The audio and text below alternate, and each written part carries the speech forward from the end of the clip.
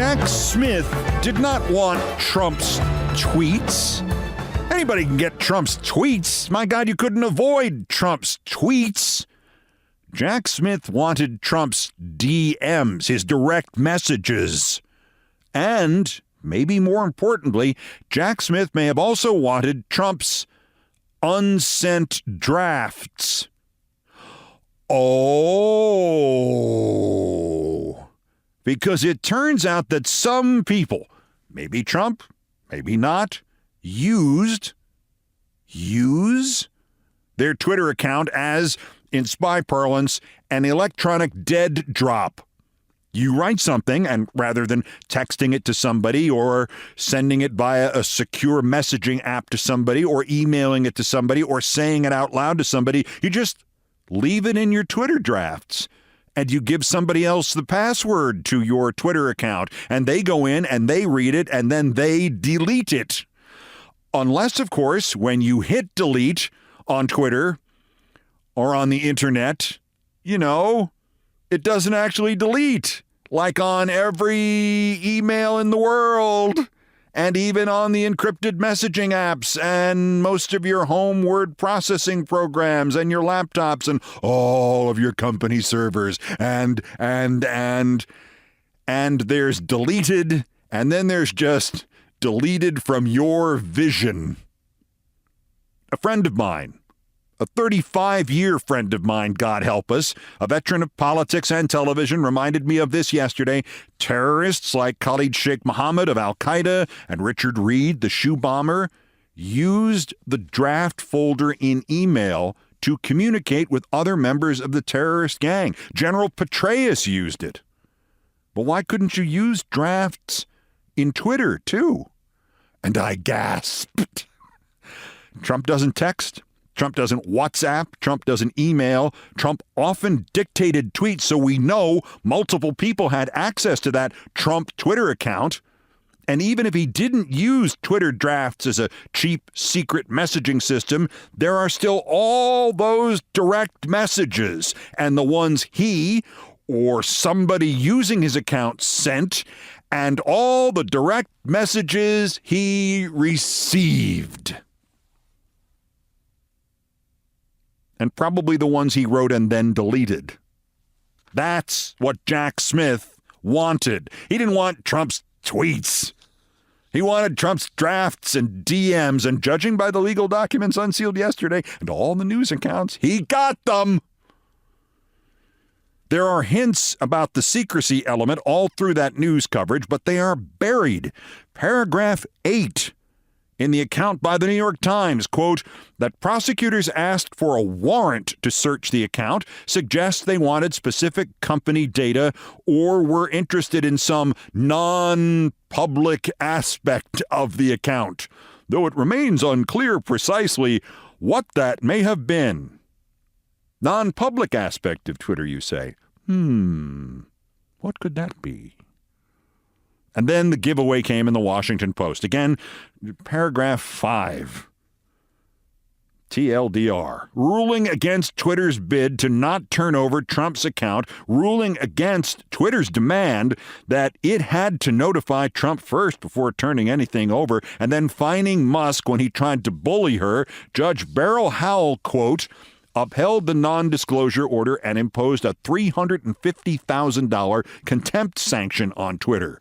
She found that there were reasonable grounds to believe that disclosing the warrant to Trump, quote, would seriously jeopardize the ongoing investigation by giving him, quote, an opportunity to destroy evidence, change patterns of behavior, or notify Confederates, according to the appellate ruling, unquote. Why would they think he would destroy evidence? His tweets that are archived by the government that are actually federal records because he was president?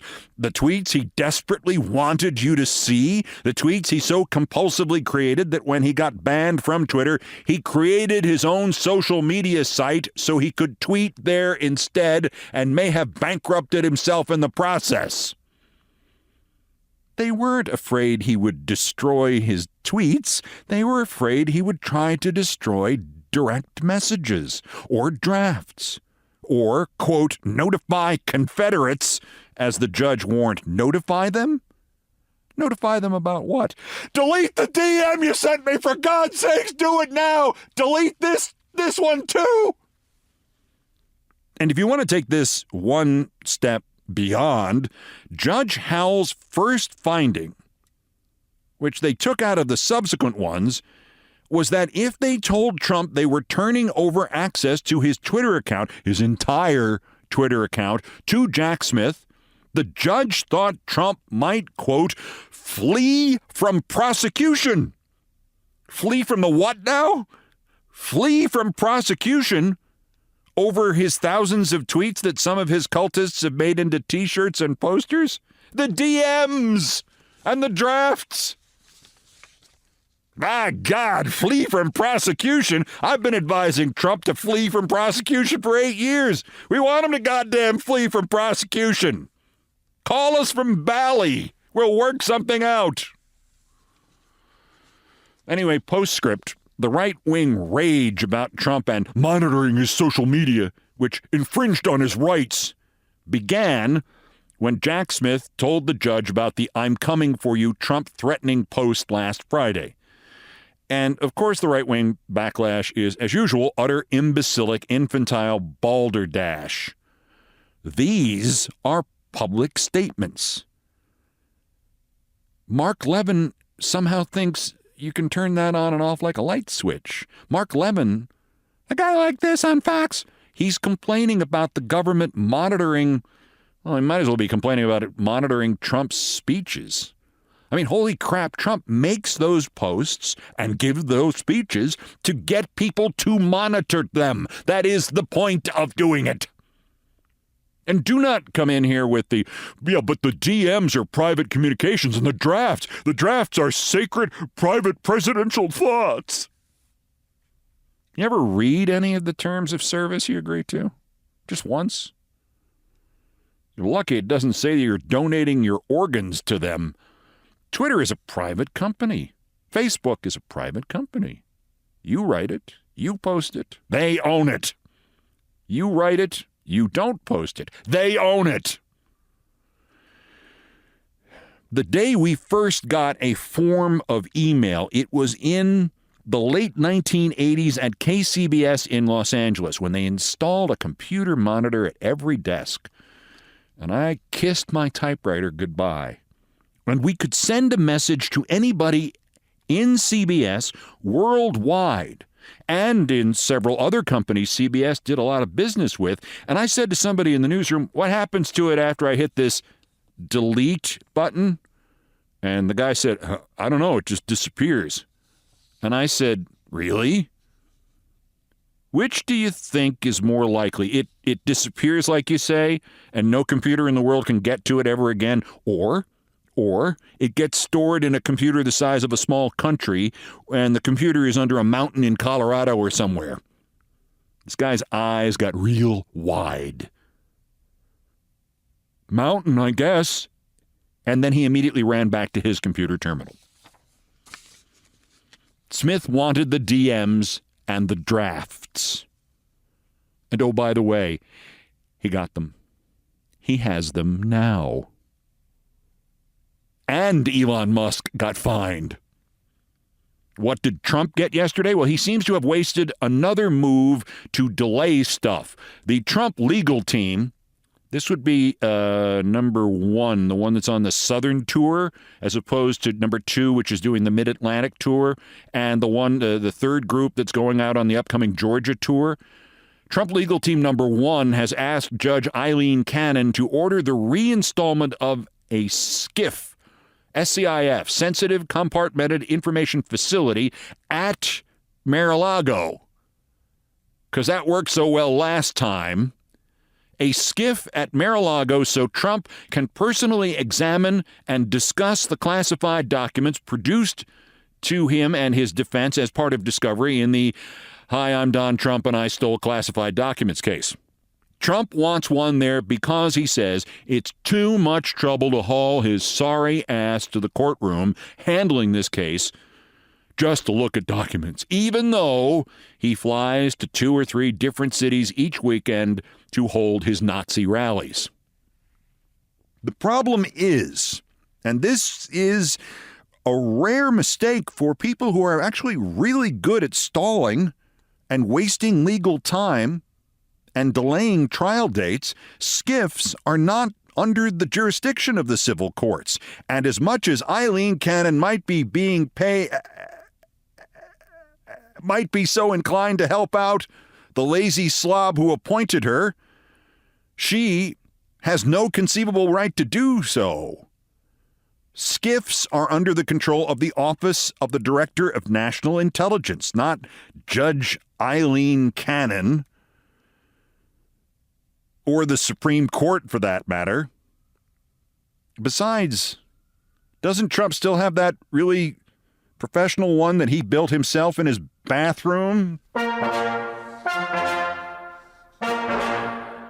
Next, widespread reporting Tuesday that Fulton County District Attorney Fani Willis will go to her grand jury in Atlanta next week, as early as next Tuesday, for indictments in the "I just want to find 11,780 votes" case. Now, reporting from CNN yesterday that Willis will be asking that grand jury for more than 12 indictments. There was no reporting about the breakdown. Theoretically, it could be more than 12 indictments just against Trump, or one each for more than 12 different defendants, or any combination. The latter, the combination or the dozen different defendants, obviously much more likely. CNN buried certain both sidesism flourishes deep in its text. Willis, a Democrat, but also noted she has been eyeing conspiracy and racketeering charges and identified 3 witnesses who have been subpoenaed to be there again when she is in front of the regular grand jury, all of whom testified to the special grand jury. Those would be the former Georgia Lieutenant Governor Jeff Duncan, former State Senator Jen Jordan, and an independent journalist named George Cheedy, who has been with the Atlanta Journal-Constitution and several Atlanta TV stations and still produces commentaries for Fox 5 in Atlanta. And if you're wondering what the hell he is doing there, turns out he went to the Capitol in December 2020 during the time the electors were assembling. He recognized one of the people there as a Republican operative. He followed him, and before anybody thought to stop George Cheedy was in the room with all the fake electors. Then all he got was this lousy subpoena. This looks like Willis is going to indict maybe each fake elector and the organizers as part of a RICO prosecution, presumably with Trump at the head of this little miniature organized crime family, and maybe others. Lindsey Graham. Oh, to be a fly on the wall.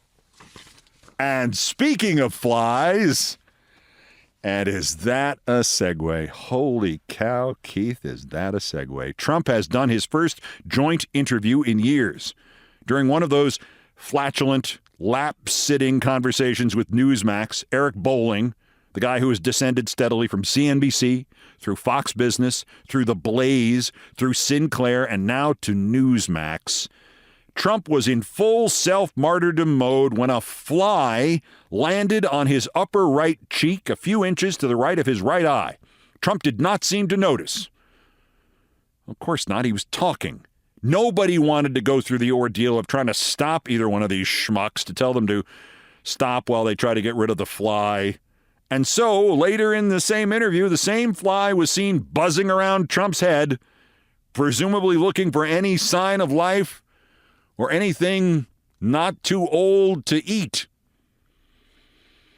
By the way, entomologists confirm that the fly was almost certainly not the same fly that landed on Mike Pence's forehead during the 2020 vice presidential debate and briefly achieved viral fame and, if I'm remembering correctly, hosted Saturday Night Live. Household flies tend to live only a month, so that fly would have to be about 3,060 human years old if it was the same fly last night with Trump. As a postscript, after the usual Bolling metaphorical filleting of Trump, the recorded interview ended, and viewers were returned to the NewsMax We're Being Sued by Dominion and Smartmatic Memorial Studio, where Eric Bolling was seated again, and he read this statement, quote, "Now just a note, NewsMax has accepted the election results as legal and final, unquote. You know, Bolling is a worm. He was too greasy in terms of his dealing with women to have lasted at Fox. That's how much of a worm he is. But if he had had the momentary cojones to read that, now just a note, NewsMax has accepted the election results as legal and final. If he'd had the cojones to read that while sitting across from Trump, I would have personally sent him $10,000 in cash.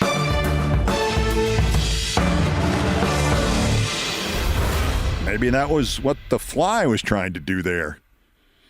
Also of interest here, remember, the right wing was, and those who have not figured it out still are, furious that Jack Smith was even reading Trump's public Twitter feed. I mean, they were furious they were reading the public social media feed, Truth social media? And what is the point of this incongruous magic trick on the part of the fascists? It's public speech. You can't look at it. It's public speech. As long as you have the ability to read, anybody can say, you can't look at it. Well, we found out what this magic trick is about. Yesterday in Utah, a Trump stochastic terrorist threatened to assassinate President Biden. He did so on Facebook repeatedly. He said roughly when. So the FBI stopped by and there was shooting, and now the Trumpist is dead. And that's why Trumpists don't want you looking at their public social media feeds. They only want each other looking at their public social media feeds. That's next. This is Countdown. This is Countdown with Keith Olbermann.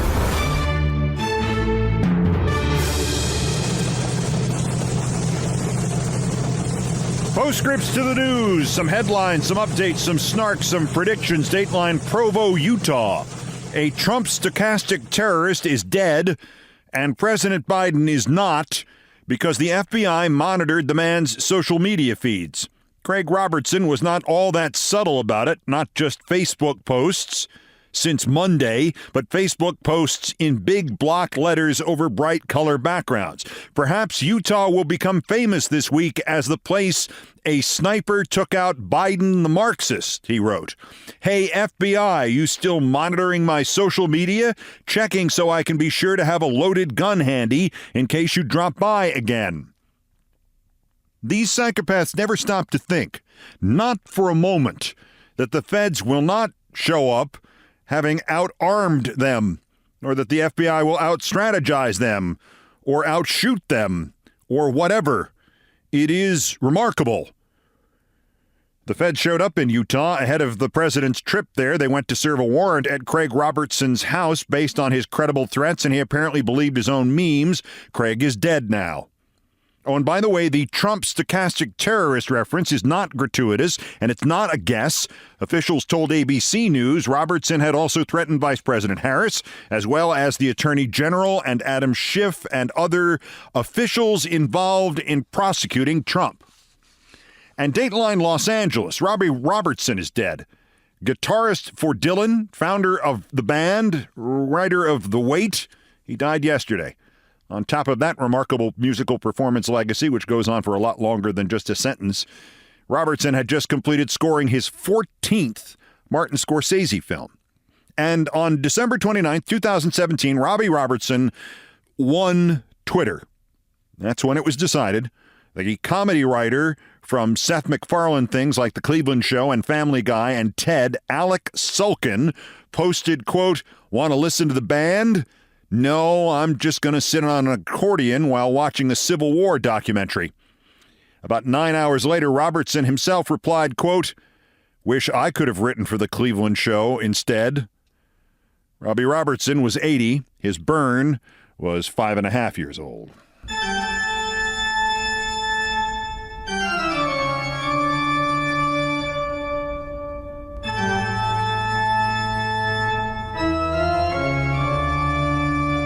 Still ahead on Countdown. Well, guess what? It's Elvis week. And that means I get to tell you the story again about how I may have done the last Elvis Presley commercial. I'll play it for you coming up in Things I Promised Not to Tell. First time for the daily roundup of the miscreants, morons, and Dunning-Kruger effect specimens who constitute today's worst persons in the world. Bronze, Ron DeSantis, the fascist dictator of Florida. DeSantis just wiped out another elected state official, Monique Worrell, the state attorney in the Florida 9th Judicial Circuit, who had been put there by, voters. DeSantis said she's under-prosecuting criminals. So he's taking her out and putting in a former University of Miami football player named Andrew Bain in her place. You want the backstory? Here's the backstory. Monique Worrell is a black woman, and Ron DeSantis is an oinking racist. Runner-up, federal judge Brantley Starr. In Texas, he is, appointed by the other oinking racist, Trump. A Southwest airline flight attendant tried to ruin the life of the local head of the Transportation Workers Union, kept sending them graphic images of abortions, hundreds of them. After 2 years of this, Southwest fired her. She sued, and this guy Starr, yes, his court would be a Starr chamber, not only found that she had been discriminated against because of her religious beliefs. Her religion apparently told her to send graphic images of abortions to people who supported abortion. But when Southwest issued a statement that it did not discriminate against people's religious beliefs, Judge Starr ordered that 3 attorneys who represented the airline now have to take, quote, religious liberty training from an extremist, theocratic, anti-abortion, anti-democracy group.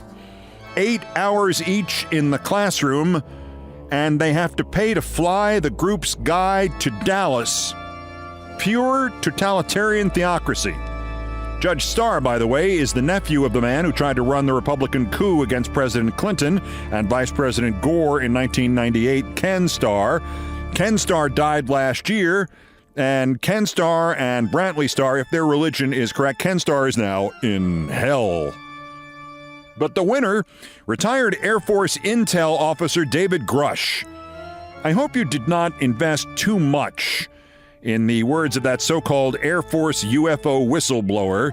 That's David Grush. He claimed he had been retaliated against because even though he had the high-level security clearances and he had seen the unimaginable, he had dared to tell of the non-human biological material reportedly being recovered from crash sites and the government's reverse engineering of extraterrestrial craft, and the website The Intercept advises that Major Grush was admitted to a mental health facility as recently as October 2018 after he asked his wife, after she had told him he was an alcoholic and needed help.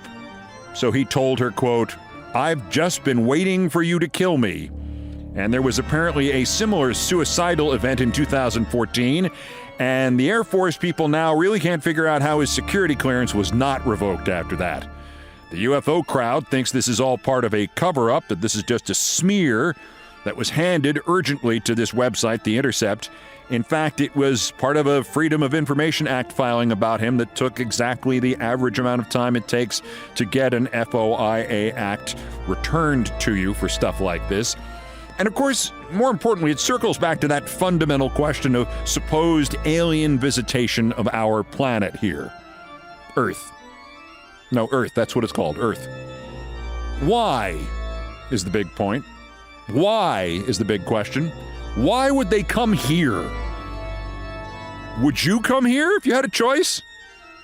If you could get around the galaxy, why would you come here? For the parking? Unless the great late comedian Bill Hicks was right, Hicks noted that the landings and sightings of UFO are never in Washington or a world capital or even a county seat of government. They're inevitably in places like Fife, Alabama. Maybe these aren't the super intelligent beings, Bill Hicks posited. Maybe they're hillbilly aliens. We just want to sit back and whittle some. Major David and the aliens forced me to drink the tequila Grush. Today's worst person in this or any other world.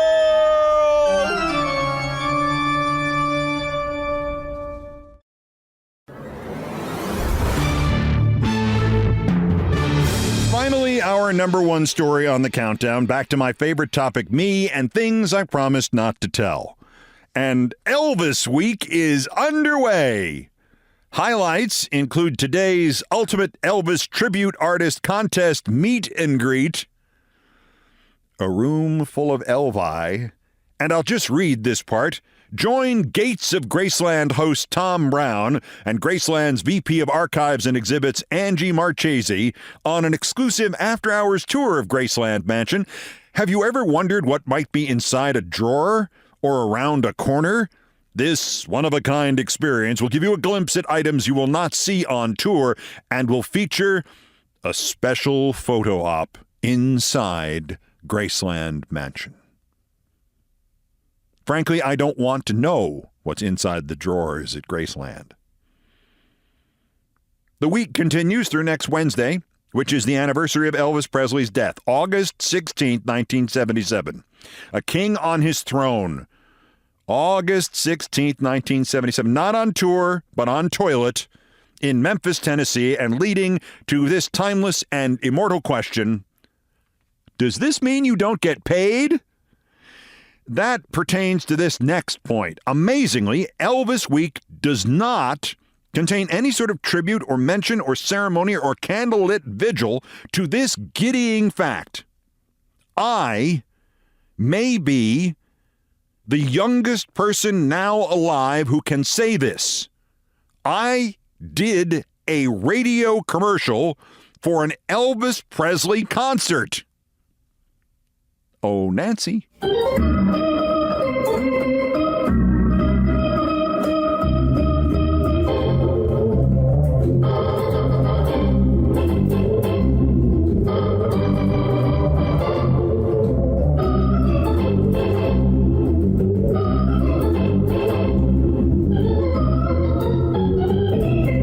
In August of 1977, Elvis was scheduled to do a series of live shows in the Northeast, and the day he died, he was leaving for Portland, Maine, and 2 nights at the then brand-new Cumberland County Civic Center there. Then Utica, New York on the 19th, Syracuse the next night, the Nassau County Coliseum on Long Island on the 21st, then Rupp Arena in Kentucky, Roanoke, Virginia, 2 stops in North Carolina, and wrapping it up with 2 nights at the Memphis Mid-South Coliseum. Having lived through the end, I have to say that by this point, Elvis Presley was something of a self-parody. Arriving at one concert, he fell out of the limo. He was enormous. He could barely sing. And when he sang, he was now essentially a country western singer, and not a very good one. We had an album-oriented commercial rock station run by Cornell students in Ithaca, New York, and I do not remember ever hearing an Elvis song played during one of the regular shows, maybe on the Saturday Night Oldies show. But the thought of playing Hound Dog or Jailhouse Rock, which are genuine rock and roll classics, would have provoked laughter, or maybe a walkout by the disc jockeys.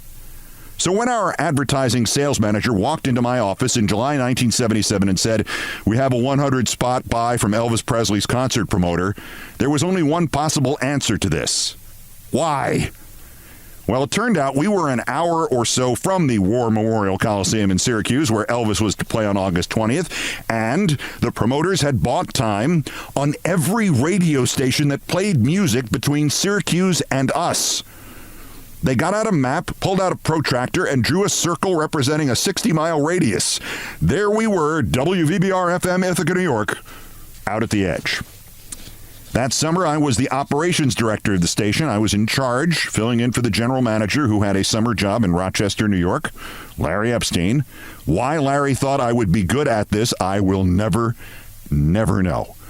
In any event, the sales manager next asked me who on earth could do an Elvis commercial on a rock station that was known for playing entire Jethro Tull album sides after 11 at night. I said I had no idea. Somebody who would want the 5% commission for making the ads? And he said, "How about you? The buck does stop here, right?" And he handed me the script they wanted, and I swallowed hard and read it out loud. And I don't still have a copy of that original script, but I know this is a real close recreation, because you don't forget something like imagining the impact of this playing on the coolest FM rock radio station in 4 adjoining counties. Here goes.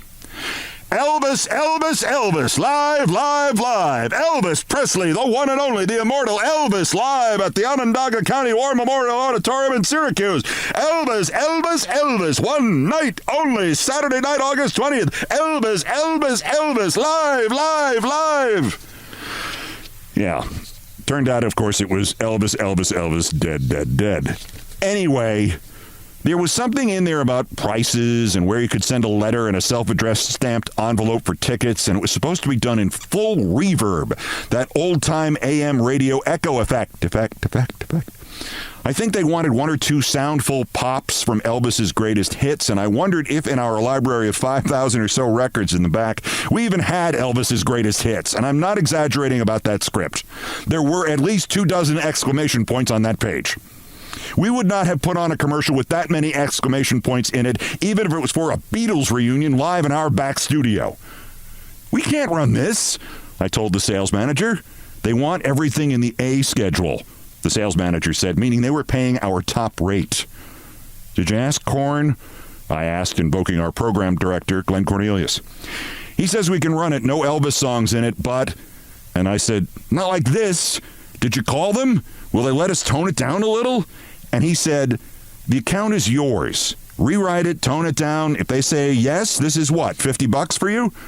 Now, don't laugh about the $50 in 1977 money in Ithaca, New York. My rent that summer per month was $51. So I toned it down. Turned out the promoters didn't give a crap if I toned it down. They just wanted something played about Elvis every hour. I recorded it, and soon the mystified listeners of the coolest FM rock station in 4 adjoining counties were hearing my flat, still slightly nasal 18-year-old voice saying the same thing like 6-7 times a day. And like everything else, I made a copy of this.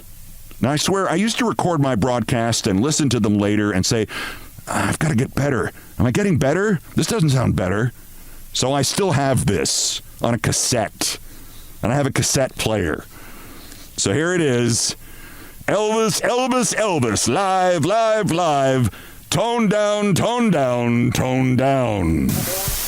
Elvis Presley live at the War Memorial Auditorium in Syracuse, Saturday, August 20th at 8:30 p.m. Tickets priced at $15, $12.50, and $10, plus 25 cents per ticket service charge. Tickets are on sale now at the auditorium box office and by mail. Send a self-addressed stamped envelope to Elvis, Auditorium Box Office, 515 Montgomery Street, Syracuse 13202. That's Elvis live at the War Memorial in Syracuse, August 20th. Hey, kid, you have a deviated septum. Actually, it's not bad for age 18.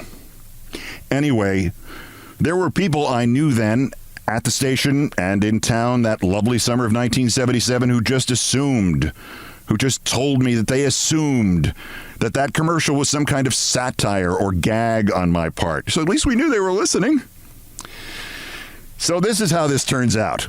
We did a nightly half-hour newscast called World Report at 5:30 every day, and it was a good newscast, and that title was neither ironic nor undeserved. We were affiliated with ABC Radio. We ran the Howard Cosell sports commentary every night. We had a stock report. We had local reporters. I did a sportscast, and our news director and my friend of 47 years, Peter Schacknow, who is still on the board of directors of the radio station and still in the business at CNBC, he did the news. Pete had just gone into our main announce booth, and I was just polishing my sports copy when every bell on our United Press International wire service teletype machine went off. And this is where that timeless question I mentioned several minutes ago comes into play. The UPI Bulletin, 5:28 p.m., I think, datelined Memphis, Tennessee, urgent, music legend Elvis Presley, dead, aged 42. As the clanging of the bulletin bells faded in the background, I ripped the death notice off the wire and sprinted, I could still sprint then, to Pete's announce booth. The sweep hand of the giant clock right in front of him, so giant it was twice the size of my head, was nearing the 12. I think this is your new lead, Pete. I'll run in whatever else they send. And I jammed the door open and closed. He read the copy, looked up at me, listened as the disc jockey introduced him, and pausing only to separate the wisecrack from his actual broadcast, he says, "Does this mean you don't get paid Good evening. I'm Peter Shacknow, and this is World Report. Elvis Presley has died. A bulletin report from United Press International, etc.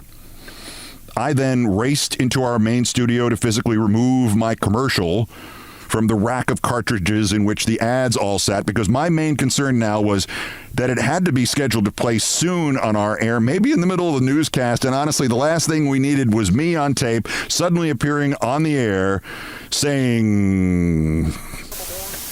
Elvis Presley live at the War Memorial Auditorium in Syracuse, Saturday, August 20th at 8:30 p.m. Tickets priced at $15.12. More like the Elvis Memorial, am I right? So that was my concern. It was not Peter Shacknow's. While I was frantically looking for my Elvis commercial cart, and we were playing an ABC News report from correspondent Russell Spur in Hong Kong, Pete spoke over an intercom from the announce booth, and he asked me again, "No, seriously, does this mean you don't get paid for the commercials?"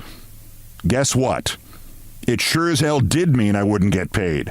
To this day, now 45 freaking years, maybe Elvis is dead, maybe he's alive, maybe he can be found sitting home all alone, age 87. If you can't come around, at least please telephone. I don't know. I don't care. All I know is, Elvis Presley, you owe me money.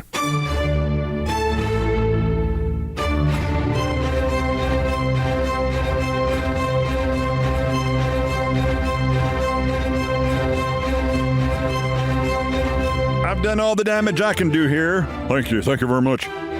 Thank you very much for listening. Here are the credits. Most of the music arranged, produced, and performed by Brian Ray and John Philip Chanel, who are the Countdown musical directors. All orchestration and keyboards by John Philip Chanel. Guitars, bass, and drums by Brian Ray. Produced by TKO Brothers. My scarves handed to me by Charlie Hodge. Charlie Hodge, everybody. Other Beethoven selections have been arranged and performed by the group No Horns Allowed. Sports music is the Olbermann theme from ESPN2, and it was written by Mitch Warren Davis, courtesy of ESPN Inc. Musical comments by Nancy Faust, the best baseball stadium organist ever. Our announcer today was my friend Stevie Van Zandt. Everything else was pretty much my fault, except the scarves handed to me by Charlie Hodge. Charlie Hodge, everybody. That's countdown for this, the 946th day since Donald Trump's first attempted coup against the democratically elected government of the United States. Arrest him again. Well, we still can. The next scheduled countdown is tomorrow. Bulletins as the news warrants. Till then, I'm Keith Olbermann. Good morning, good afternoon, good night, and good luck.